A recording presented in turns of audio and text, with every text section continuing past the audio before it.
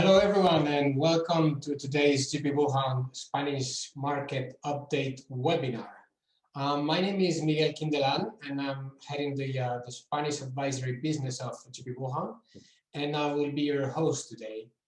So before we get started, I'd like to go over a few items so you know what to expect from today's session. So first, my colleague Jaime Sendagorta will be presenting a market update on M&A and fundraising in Spain. And then we'll have a panel discussion with three great panelists that we'll be introducing a bit later. The webinar will take no longer than 60 minutes, and we will share the recording afterwards for those who attended the session today.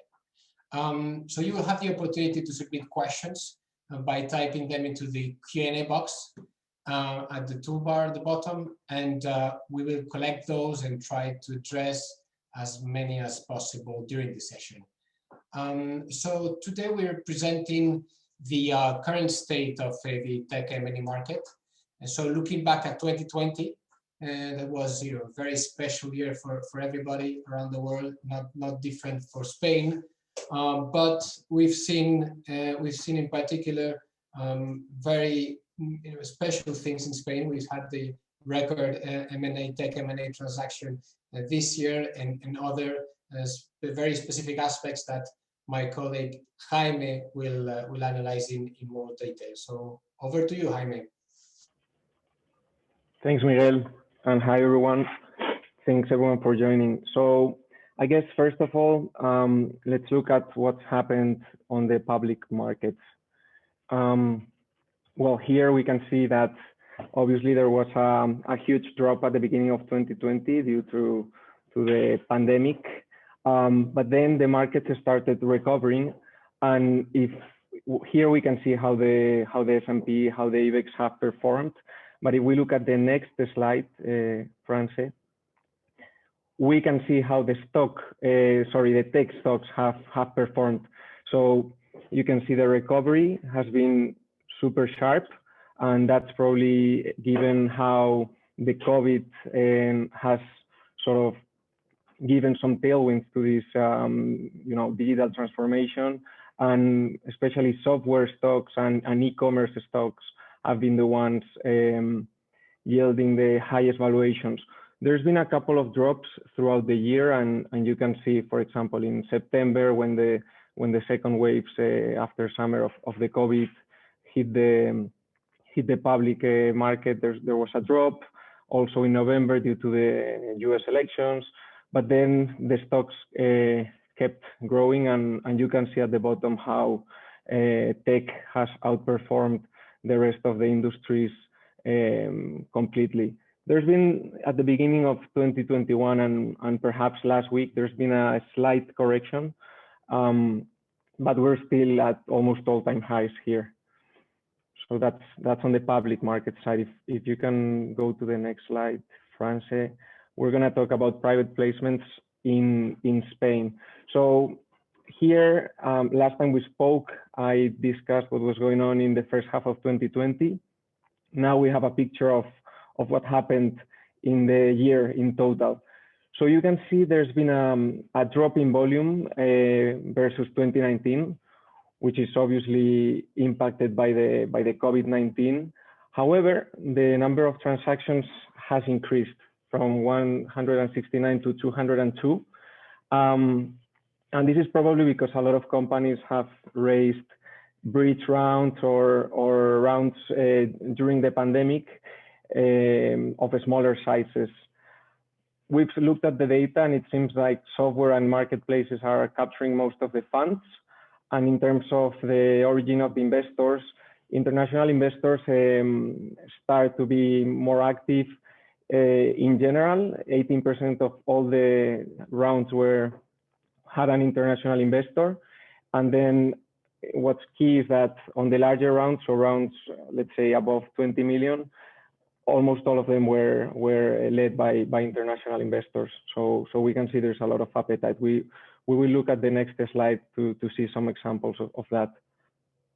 So here we have plotted the top public, let's say, well, private transactions, but with public data, because we don't have, I mean, we haven't disclosed any of the deals that were confidential. But if we looked at what's been disclosed, we can see Flywire, Devo, huge transactions.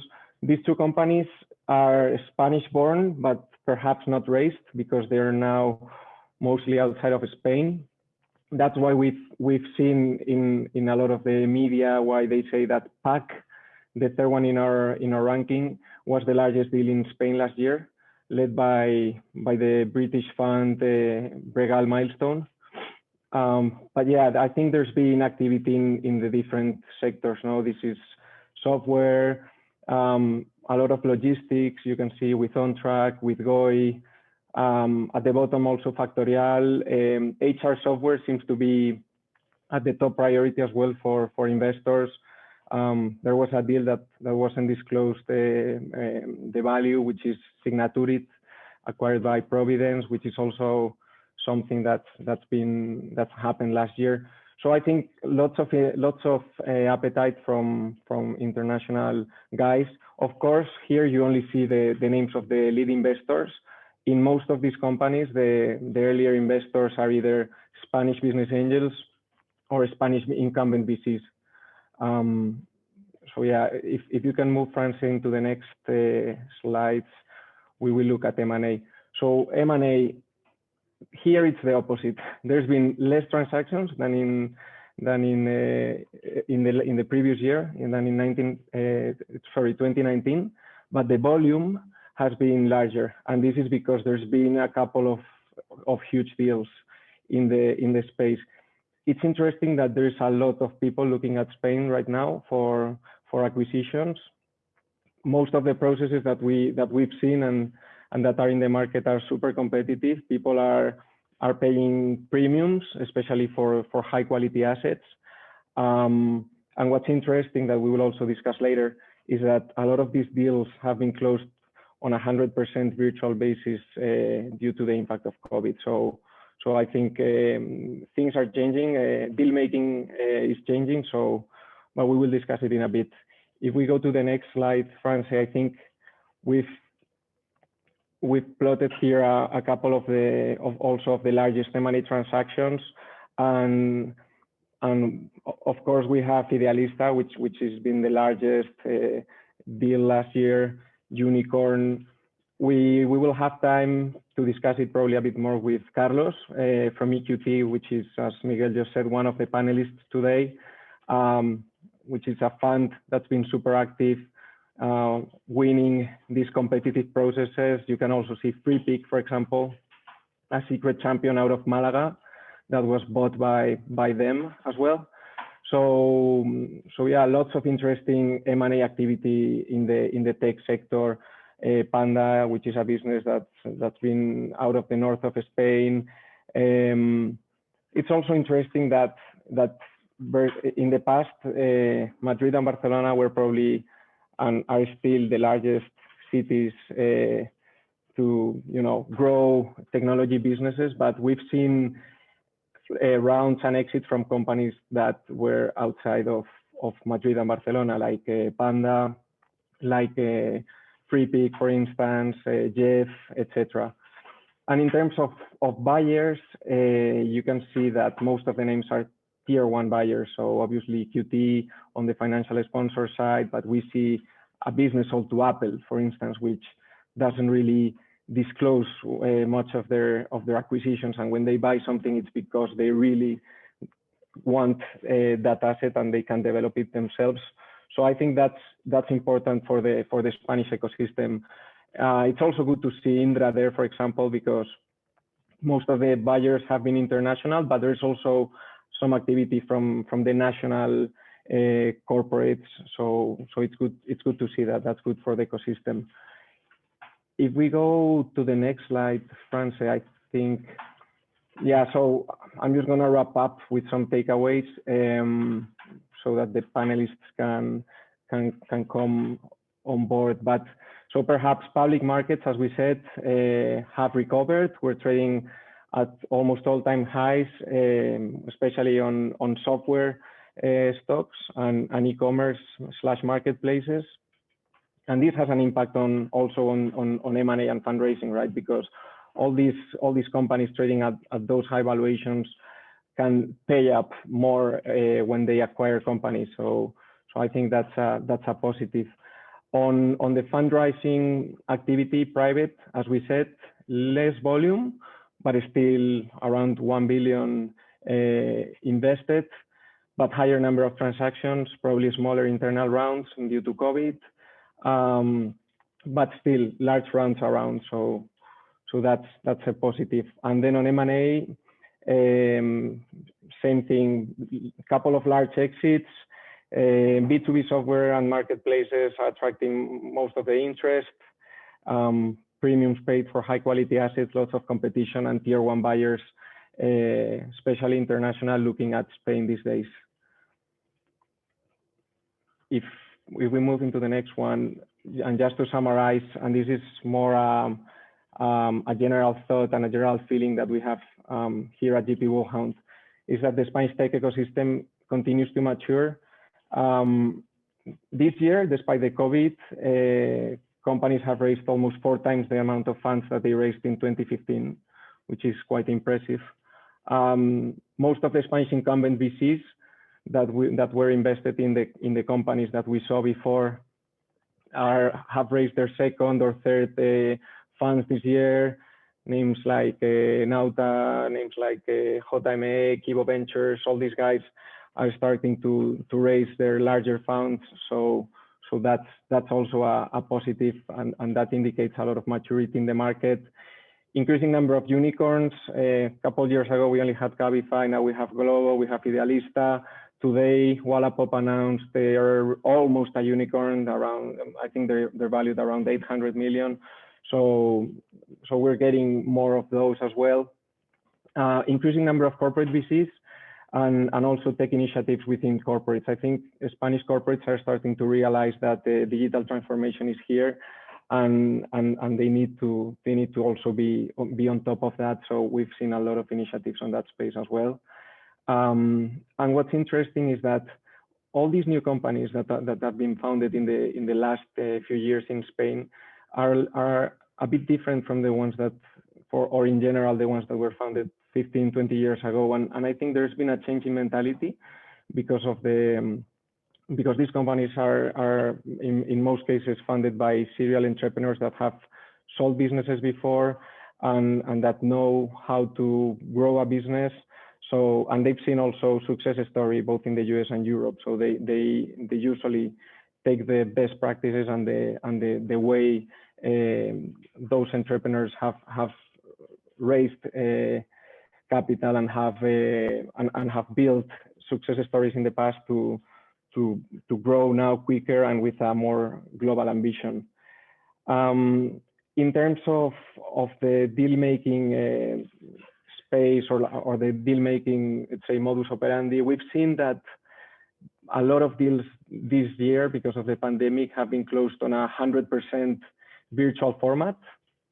We've seen processes where a buyer has bought a company without having even met the owners in person, just by video, which is quite, I mean, you wouldn't have been able to imagine that 2-3 years ago. So there's obviously a natural adoption of all these enabling technologies, virtual data rooms, everyone using digital signatures, Zoom, etc.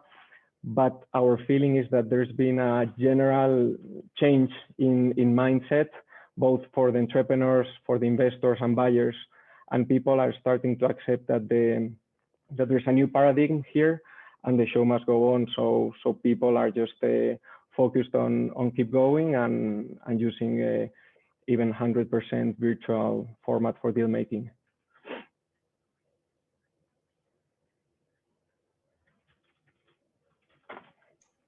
Right, thanks very much, Jaime. Very insightful. So I'll now invite the panelists to join. And as a reminder, you have the Q&A box at the bottom if you want to ask questions that we can then address with the panelists. So we have a great panel. I'm super excited to have a great panel. As usual, we have both the investor represented, the investors, and the entrepreneurs slash founders slash serial entrepreneurs, as Jaime was mentioning. So very quickly, let's go around the table. So first of all, we have Carlos Santana, head of EQT Spain, man of the year. And we'll talk about this a bit later. But obviously, Carlos, you've done several of the largest transactions in Spain this year. So it's great to have you on this panel. Would you like to spend a few minutes on yourself and on EQT, please? Absolutely. So many thanks, Miguel. I wouldn't say man of the year. I would say firm of the year, because it's never the success of one single person. Is always a team. Otherwise, it's not possible, right? So I think that's important to highlight.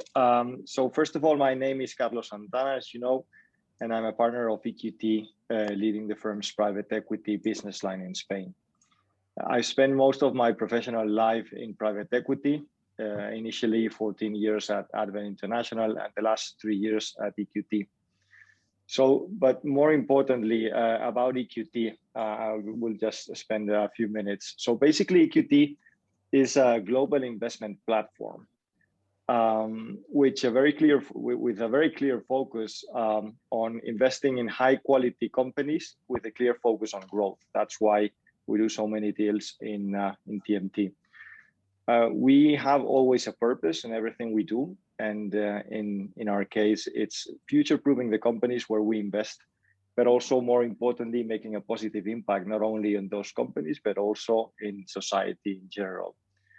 I think it's important to understand the heritage that we have from the Wallenbergs at EQT, who founded the firm, because it's a very industrial family with very sound values, very long-term mindset at looking at things, and that has been the base for our value-based culture, which is established on a very solid base around being respectful, entrepreneurial, high-performing, meritocratic, informal, and transparent. I think those are critical values of EQT. It's not something you put on a flyer. It's the reality in the team, right?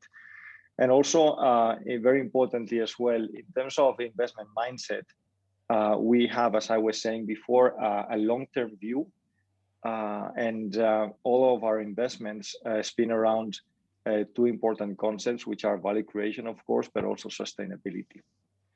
So a bit more into numbers. EQT was founded 26 years ago by the Wallenberg family and some other entrepreneurs that are still working for EQT, and has also a strategy based on mixing local teams with sector teams. And that powerful combination is what basically represents the strongest pillar to help us do good deals across the globe. We have more than 500 advisors, very specialized advisors, mostly in a few sectors like healthcare and TMT, but also industrial technology and business services with a high technology component. We've raised more than 75 billion euros so far, and have assets under the management of around 50 billion.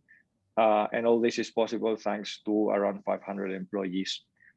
So I think that I've touched upon the most important things, but I would say that the two key pillars or things that differentiates EQT is, or three, I would say, is apart from the value-based culture, our sustainability approach. We really care for what we do, the companies we invest, the management teams, the people, and also about the society and the environment. So we always try to improve the sustainability of businesses when we invest, but also a very important pillar, and more specifically for this panel, is that we always look at the digital angle in the investments we do and how to improve the digitalization of the companies and the society.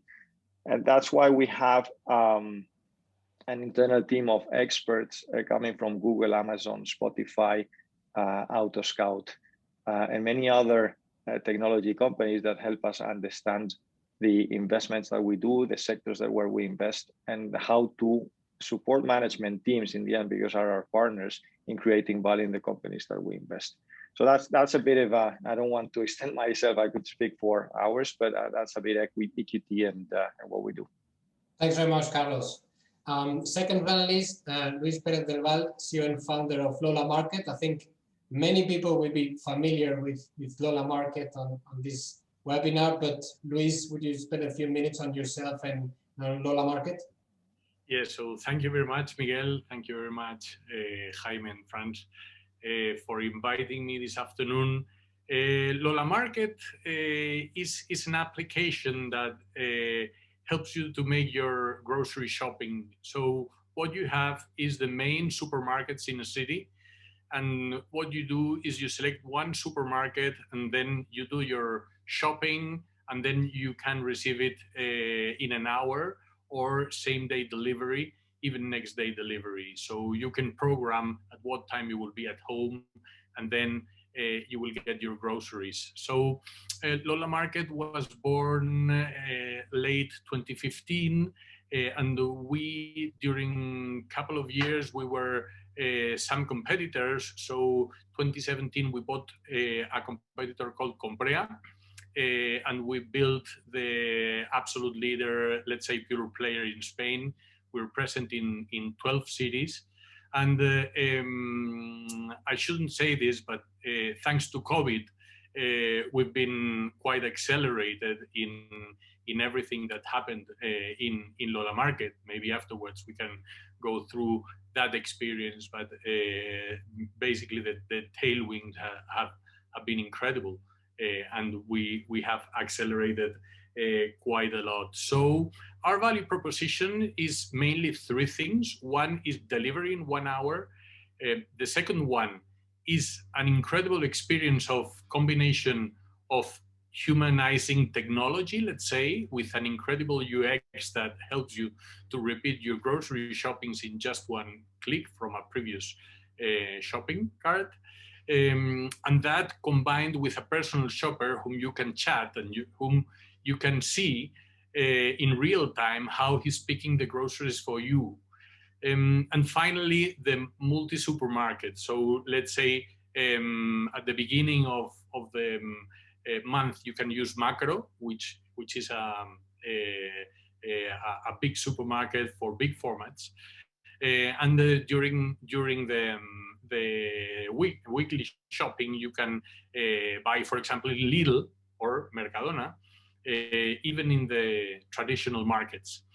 Our positioning in terms of strategy is basically we're looking for consolidation in Spain because we have a long way to go. Just think that penetration previous to COVID was 2.5 of people doing their groceries of the population, whole population, doing their grocery shopping online.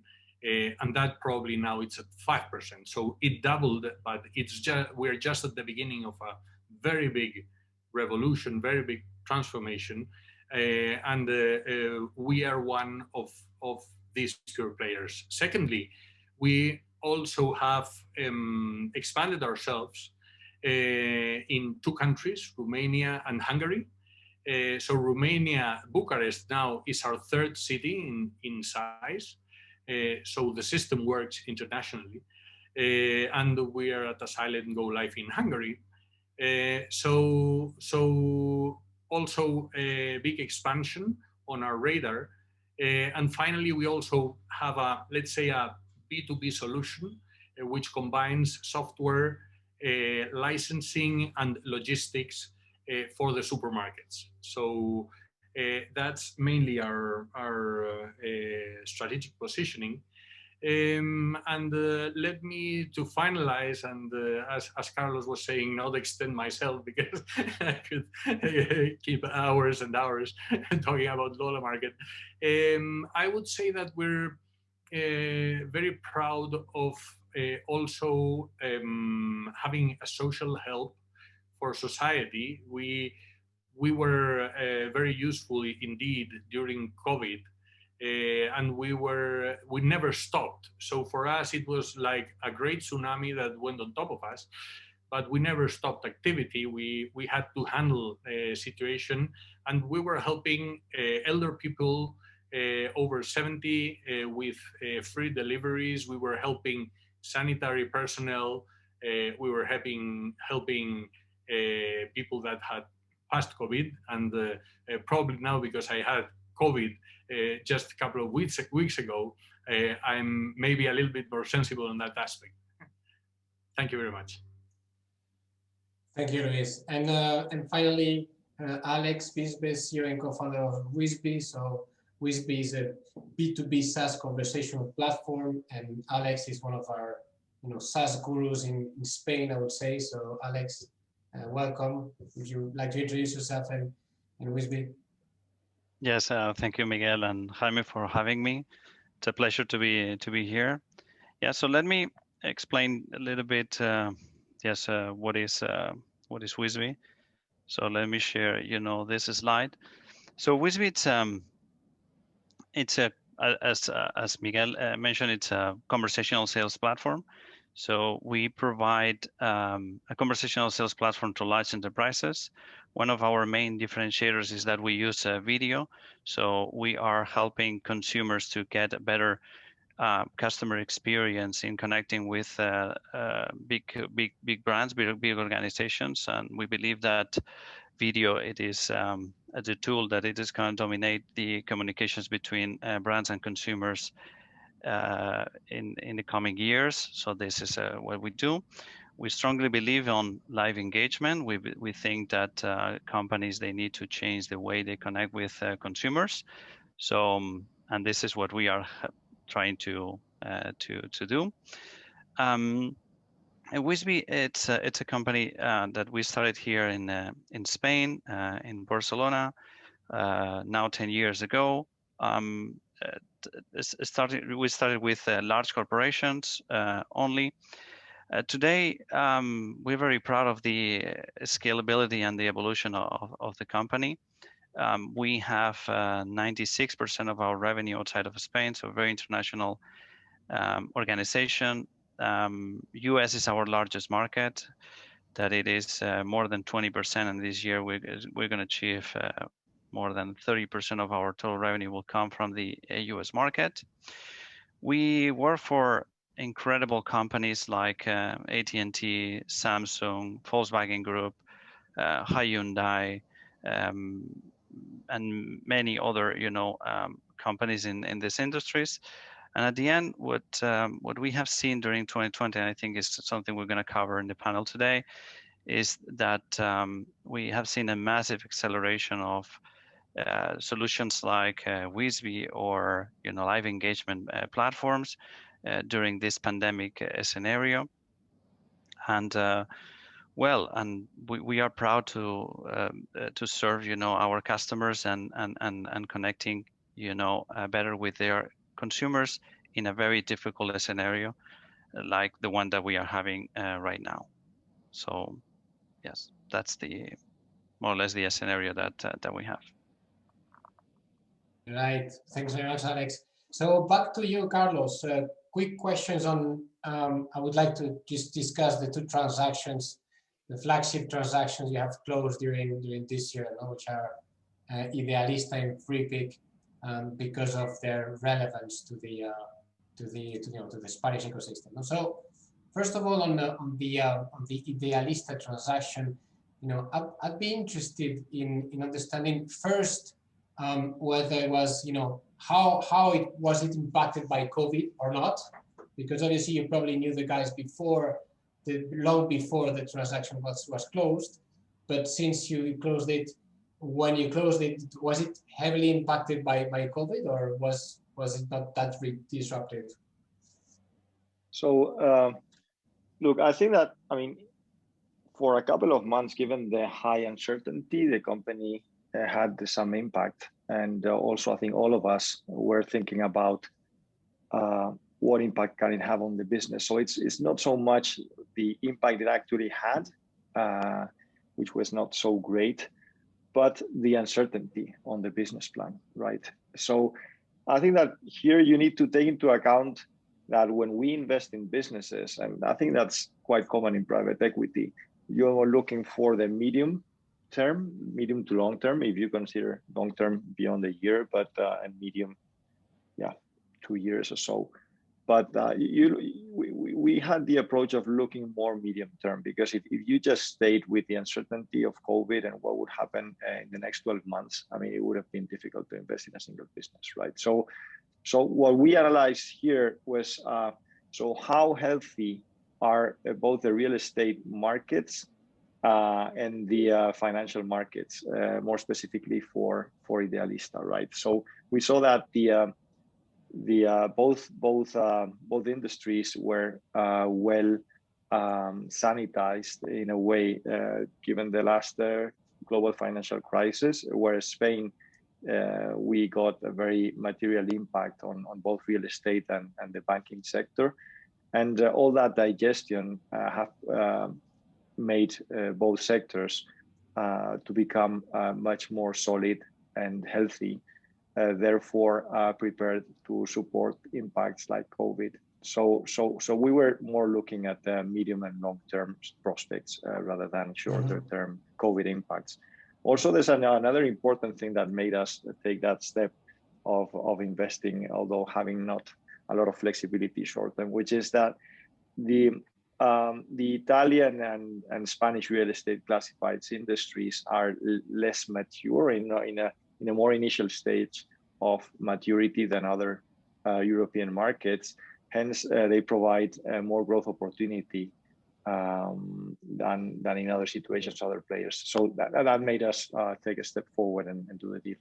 And do you think that made the difference in terms of you guys winning this auction, which was a very competitive auction with many big names also in the race to buy this? Do you think that made really the difference, that approach, that vision, long-term, medium-term vision? I don't think so, to be honest, because I think that all our competitors are really good firms, and I think we all share similar approaches.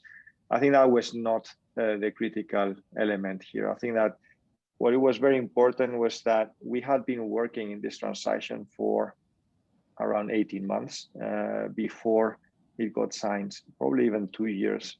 So that gave us a lot of advantage in terms of understanding of the asset, and I mean, knowing management, knowing the business, knowing the different stakeholders taking the decision of selling the business, and also allowed us to get prepared for a final sprint to win the deal in the process. So we had been working for long before the process started. There was also other elements, like the fact that we came in with bringing a great angle that was definitive here, which was Casa.it. So we did the two acquisitions simultaneously. I think that allowed us not only pay a very good price for the sellers, but also provide management with a very interesting angle in order to partner us, apart from having aligned views developed over time, etc. Right. And what would you say were the main challenges of the transaction? So I think that the execution was super complex due to managing a lot of different agendas. You might have seen that we have not only partner management, but also Oakley and Apex have reinvested after selling both Casa.it and Idealista.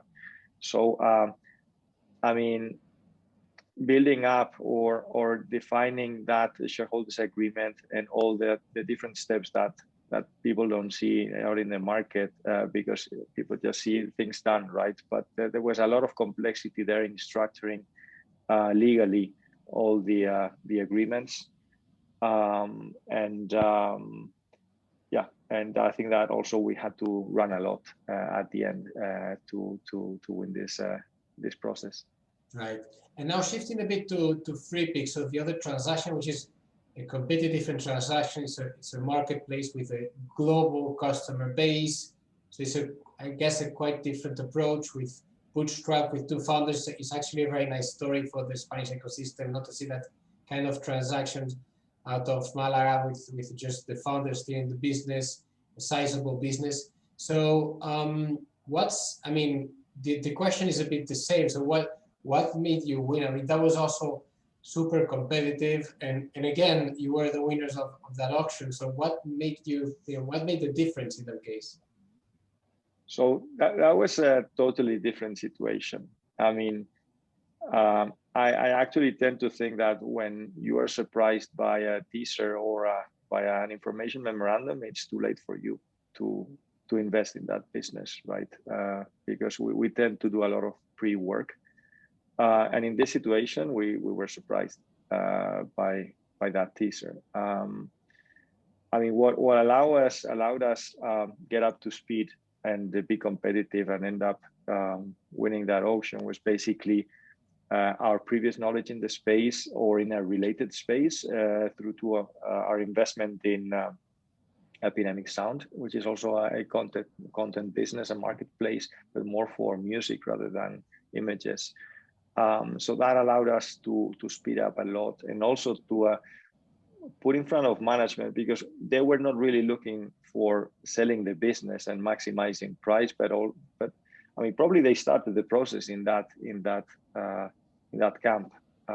But over the process, throughout the process, they realized that what they really wanted was to take Freepik to the next level, find the right partner to do that, and I think that we were able to demonstrate to management that we were the right partners for them. We brought in people also from the management team of this other business that we've invested in and have been going through the same sort of growth phases that Freepik is going through.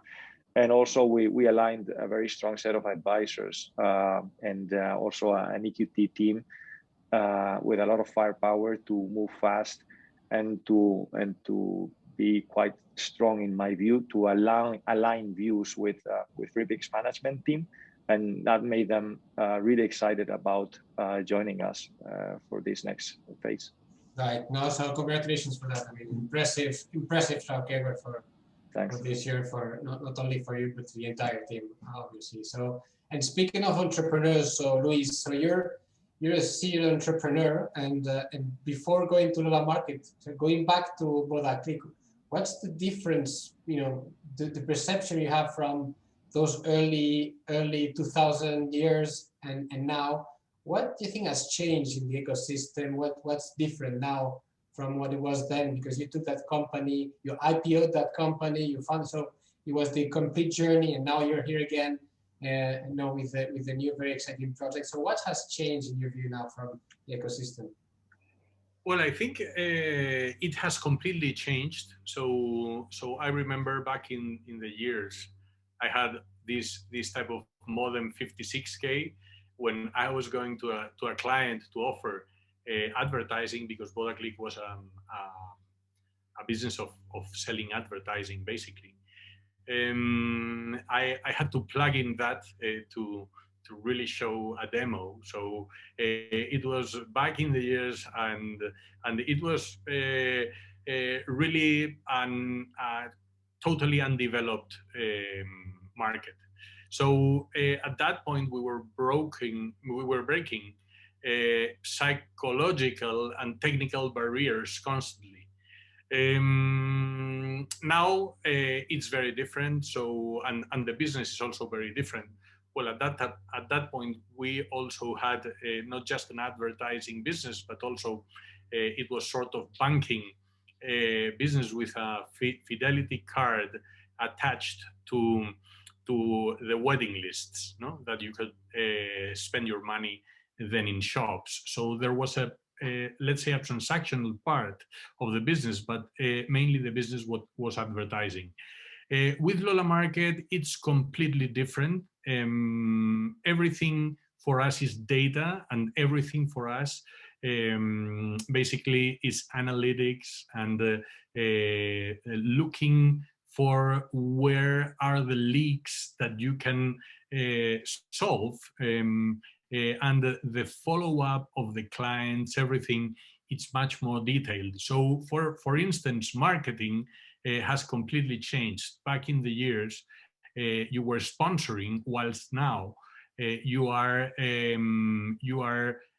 analyzing everything and doing processes, retention processes for the clients, and making sure you give the best quality service at the best price. That is mainly what has changed. Also, in the ecosystem, I would say that many more companies, many more startups, and probably the funds are much more organized than back in the years. Right, right. And regarding Lola Market, I mean, we see a lot of people in the space looking at quick commerce, looking at dark stores, looking at very different things. But I think Lola Market has a differential approach and a differential value propositions. How is it different to, you know, what Glove or others are starting doing now in the convenience field? Well, I would say that basically we're specialized in the big supermarket basket, which is very differential to what basically the food platforms are doing, which they are doing the very high convenience, let's say, of probably what you forgot from the supermarket, or what you ran out from the supermarket. So they're looking for very fast convenience and very small baskets. Our approach is completely different. Our approach is the big basket. So what we're doing is we are offering a marketplace with the possibility of combining different supermarkets, and the service being performed by one personal shopper that goes to the supermarket and does in-store picking.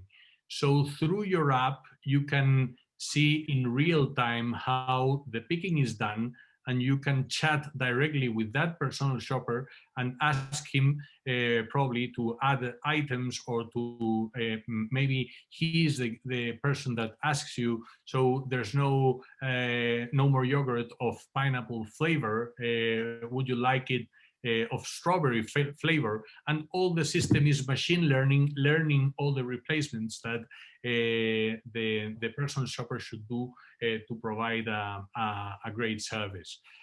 So this is pretty much differential delivery in 1 hour, or the time that you will be at home, which is quite differential to what the supermarkets do. And the multi-shopping that supermarkets cannot do. Right, no, absolutely. And now that you mentioned data, and so next question is exactly based on data. And this will go then to Alex also, which is, I mean, you guys have seen now the behavior of your users through a period with and without lockdown for the past 14 months. So you've probably now been able to test where is the new normal in terms of how are people behaving now in a lockdown or post-lockdown situation. So days to have conclusions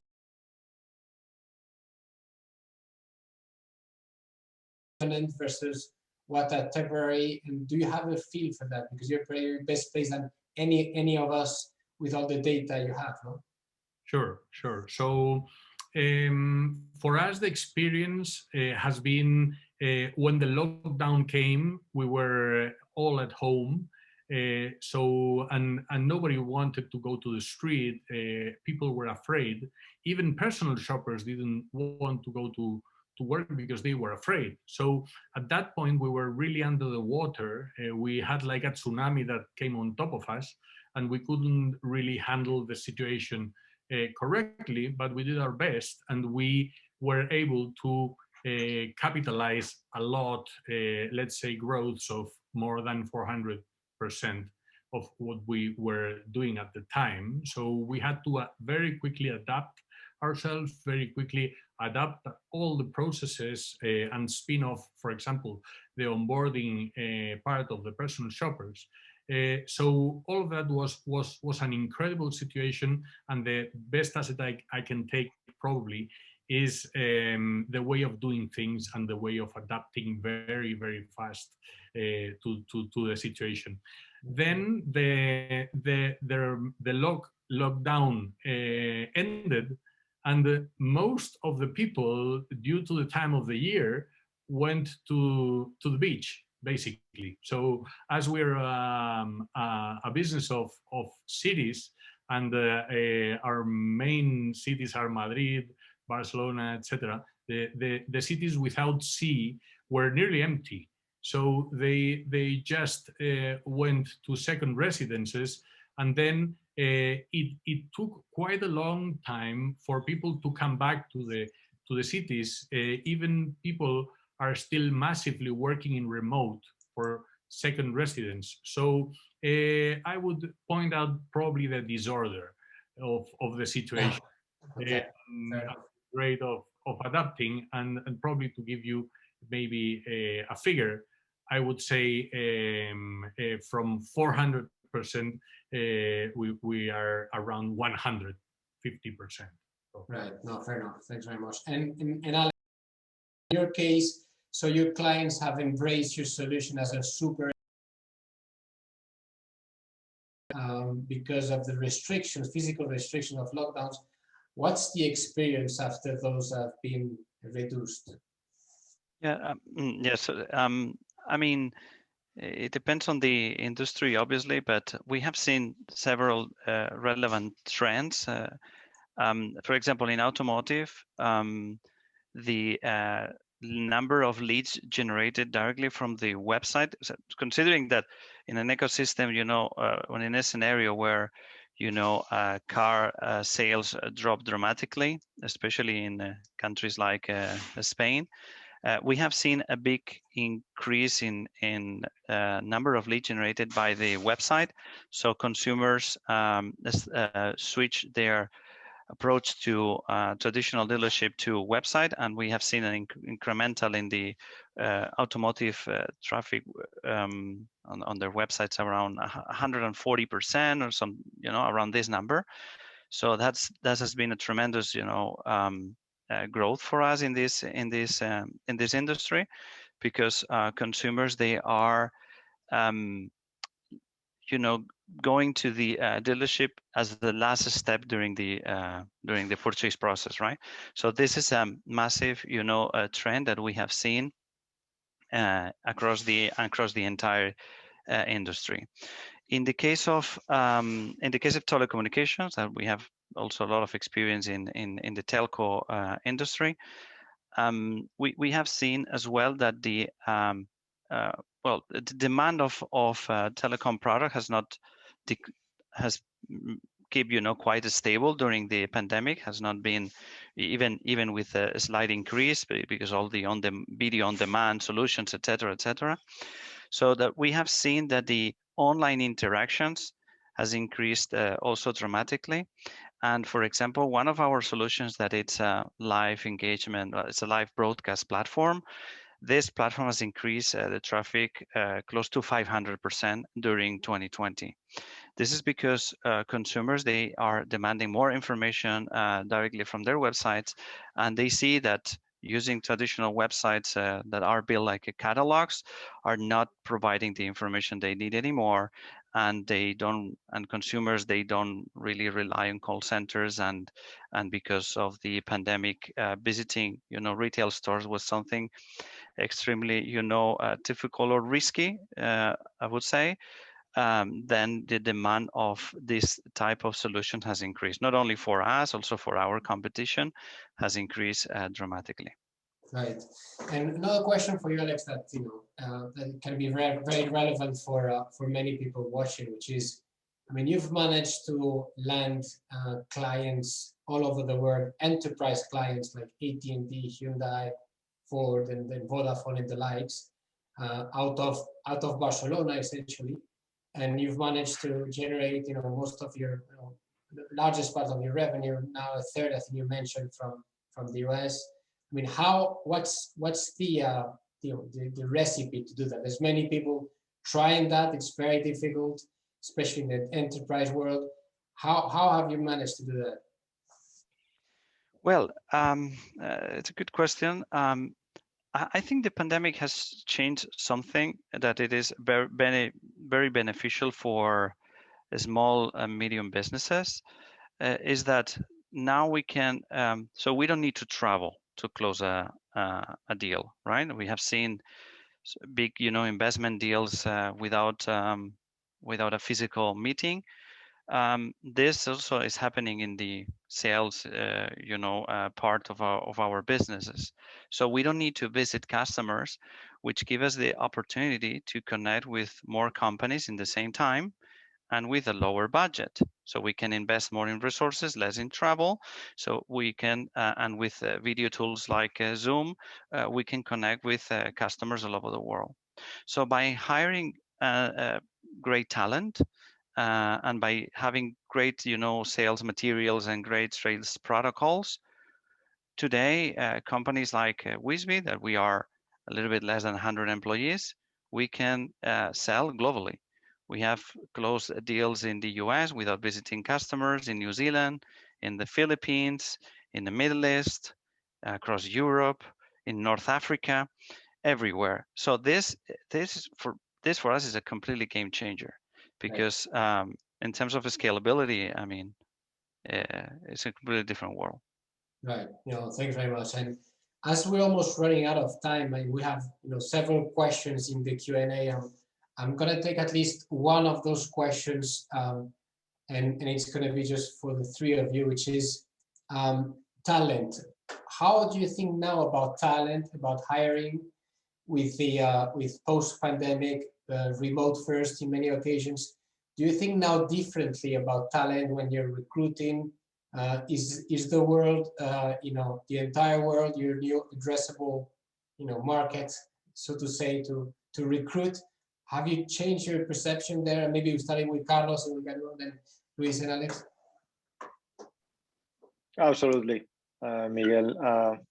We're seeing that companies are being able to work in a very similar manner, at least short term. I mean, it's difficult to anticipate more medium to longer term impacts, but at least short term, very well remotely, right? So we are seeing already in companies in our portfolio that some of the latest hires, and these are C-suite level managers, that are not necessarily in the headquarters. So in other, I mean, not only in other cities in Spain, but also abroad, right? And it's working very well. Of course, I mean, we have to be cautious and think about also at some point having some physical presence, but that's working very well. And probably before COVID, we would have been a bit more focused on the place where we would be hiring, on physical presence, etc. But nowadays, I think we have a significantly more open mind, and it's working very well.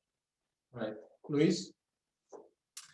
For us, I think the experience globally has been great in terms of how we've been able to work like a team in remote, everyone from their houses in the lockdown, and how we were speaking every day, where probably all together we were not meeting every day. So in that sense, I think we got a very good experience in terms of hiring people.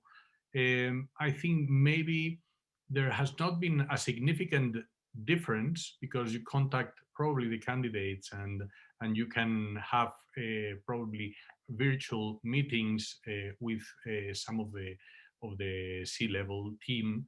And then probably at some point you can meet the candidate physically, just to give the last okay if it's a C-level position. So in general, we feel great. On the let's say on the weak points, I would say that in the medium to long term, I think we have to figure out also how to be able to meet and touch, let's say, ourselves, because if not, probably the sense of culture and the sense of being a team and having a beer after work or something, we're losing a little bit that sense of friendship that I think it's also key for a company. Right. Yeah. And Alex, where are you sourcing your talent now?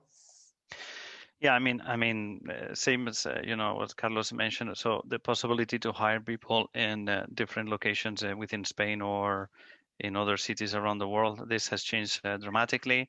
And I share, the same opinion of Luis, that keeping the company culture, it is more challenging now. So maybe hiring has opened a lot of opportunities, and we can access talent in different places, which is great. But I think it's a con. Keeping the company culture, it's slightly more difficult right now. Right. Okay, great. So I think with that, we've reached the end of the session today. We only have 1 minute left. So thank you, Carlos, Alex, and Luis, for joining the panel today. And thanks everyone for joining. So hopefully, we can cover any other questions you may have. If you want to reach directly to myself or Jaime, happy to answer those. And you also received a follow-up email in the following 24 to 48 hours with the recording of today's webinar. And thank you very much for joining, and have a great day. Our pleasure. Thank you very much for inviting us. Pleasure. Bye. Thank you. Bye-bye.